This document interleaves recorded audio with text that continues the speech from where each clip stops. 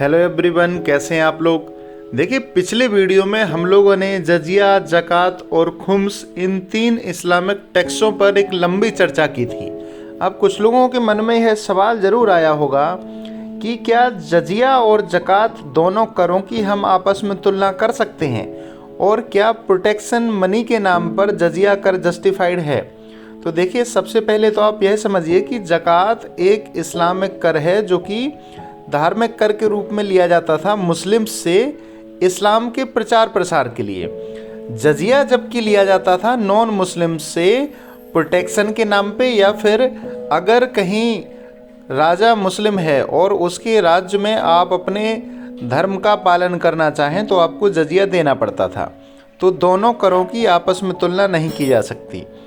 दूसरा, जजिया कर पर मेंबर लगाया जाता था बच्चों, औरतों को, गरीबों को छोड़ के, ऐसा प्रोविज़न था। हालांकि कई सुल्तानों ने औरतों से और गरीबों से भी जजिया कर को वसूला है, या फिर उन्हें इस्लाम में कन्वर्ट होना पड़ा। एक एग्जाम्पल मैं दूंगा। गुजरात का शासक था 1414 में अहमद शाह। अहमद शाह ने इतनी स्ट्रिक्टनेस से जजिया कर लगाया था कि जो लोग जजिया कर को नहीं दे पाते थे उन्हें इस्लाम में कन्वर्ट होना पड़ा था, और बहुत सारे लोग इस्लाम में कन्वर्ट हो गए थे।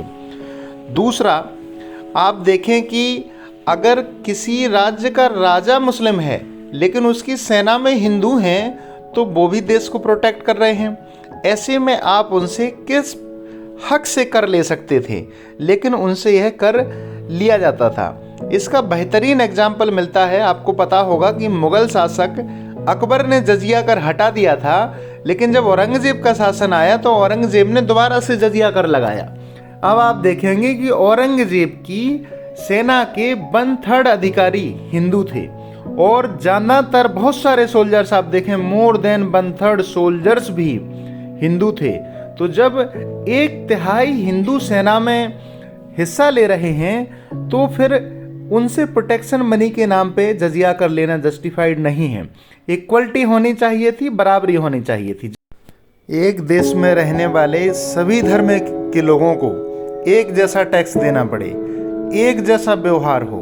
अगर देश एक है, सुल्तान भले ही हिंदू हो या मुस्लिम हो, उनके साथ समानता का व्यवहार हो।